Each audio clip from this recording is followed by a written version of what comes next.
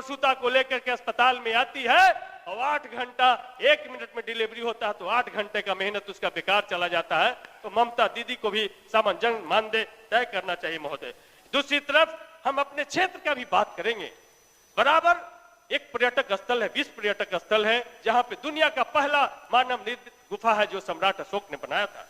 वहां पर महोदय उसके ऊपर में सावन में बड़ा मेला लगता है और सावन के मेले में 12 अगस्त 2024 को वो काला दिन जहां पे भगदड़ हुआ और सैकड़ों के संख्या में शिव भक्त हताहत हुए, मारे गए हैं भगदड़ में महोदय। क्योंकि वहां पर हम वर्षों से मांग कर रहे हैं कि वहां पर्यटक अस्पताल बनाया जाए। यदि बराबर में पर्यटक अस्पताल होता तो हम सैकड़ों लोगों को जान बचा सकते थे महोदय। केवल 2 मिनट है।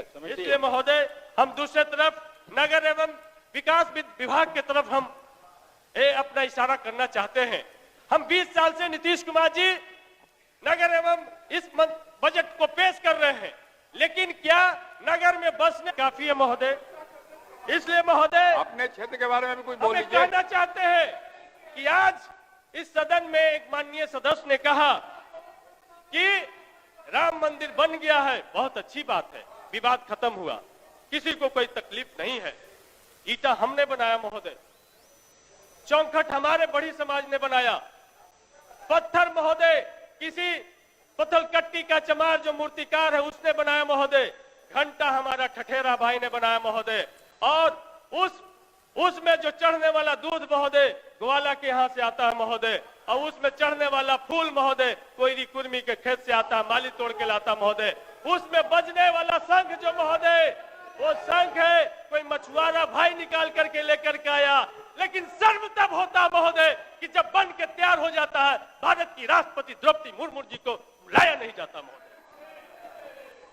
दुख तो तब होता महोदय कि राष्ट्रपति भी हो गए लेकिन प्राण प्रतिष्ठा में हम नहीं जा सकते हैं, क्योंकि हम आदिवासी हैं। आराम से बोलिए, आराम से बोलिए, बहुत बड़ा तकलीफ नहीं बोलिए। इसलिए महोदय हम कहना चाहते हैं कि आज ये जो बजट है, जीतनराम मांझी जी का तो जीव काटा गया महोदय।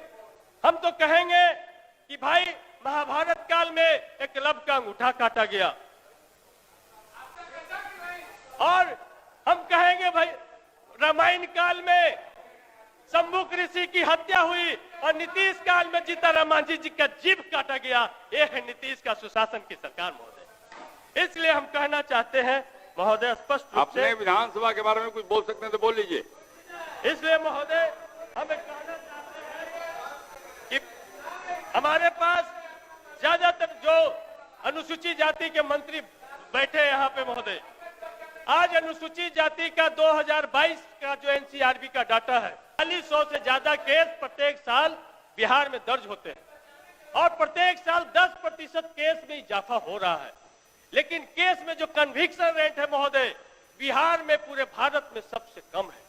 न्याय दलितों को नहीं मिल रहा है, SC ST कोर्ट खाली है, उनके PP का पद खाली है, जिसके वजह से उनका कन्विक्शन रेट जीरो के लगभग 0.98% है महोदय, 1% से भी कम है।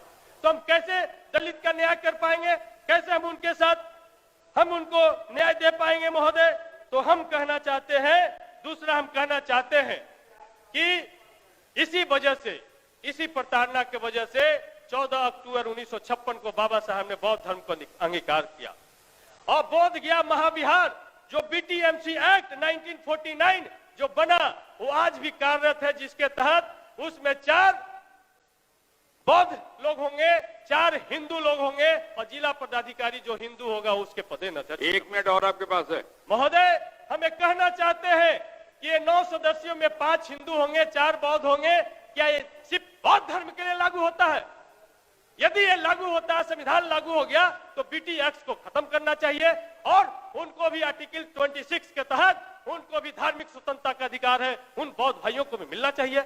यदि नहीं ऐसा है तो हम तो मांग करते हैं सदन से कि अयोध्या मंदिर में भी इस्लाम धर्म के मानने वालों को मेंबर बनाया जाए, जैन धर्म के मानने वालों को मेंबर बनाया जाए, बौद्ध धर्म के मानने वालों को मेंबर बनाया जाए।